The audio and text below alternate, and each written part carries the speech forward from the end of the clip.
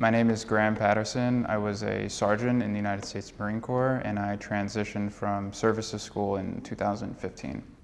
My name is Morgan Davis. I was a staff sergeant in the United States Army. My transition from school and the military began with me starting part-time while I was still in the military, and then transitioning out of the military in 2012, going to community college, and then transferring from there in 2014 to Columbia.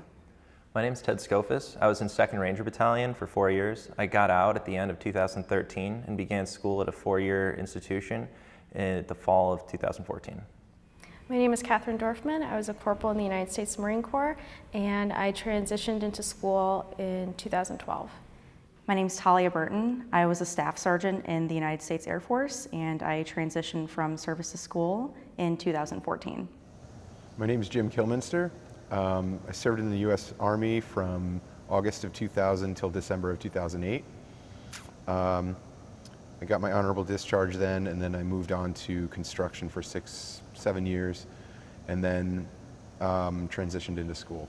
I'm Cameron McMahon. I was in the Marine Corps Infantry. I transferred to trade school in 2012 and then to university in 2015. My transition from service to school was interesting. I came to college thinking that I was just going to be successful because I had so much experience in the military. I was a linguist, so I had 63 weeks of Chinese training, and I had another 16 weeks of a Pashto turbo course. So I felt like I was good to go. If I could learn 4 languages in a short amount of time, I could totally finish out my degree and be on top. And coming to college, it was overwhelming for me, because for the first time I had control of my own life, and that was really, really weird. At DLI, it was wake up, formation, hour 1 grammar, hour 2 listening. I had a schedule, I had a PT afterwards. Everything was just laid out for me. And so to be in charge of my own life and to decide, okay, I need to figure out a time to do homework, I need to figure out a time to be with my friends, that was really intimidating and incredibly overwhelming for me.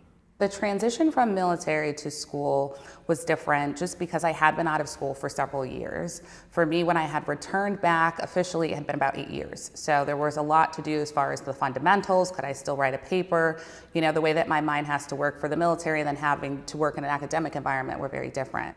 Being a Ranger means that you are a member of the Army's premier raid force. And so it's a very grueling deployment schedule, and it's a very intense work environment. And so what happens is that when you get out, there's a huge cultural shift that happens, and it takes a second to get up to speed, because suddenly the values that were held in the military are completely changed. There's a lot when it comes to transition. You're stressed, scared, tired, confused. It's been forever since you actually had to read something. But you think that you're the only one who's experiencing it, and you think you're the only one who's going through it, and you think you're the only one who's doing it, and you think you're the only one who doesn't know how to deal with it. I think these resources are invaluable, and I really can't see myself having done as well without the knowledge and the skills that I learned within. It absolutely invaluable.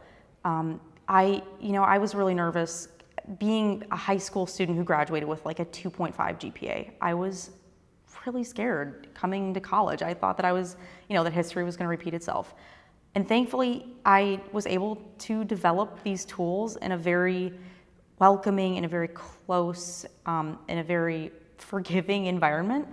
And I ended up graduating with honors, magna cum laude, and I don't think I would have done that if I had not gained these incredible skills that I learned, in university studies.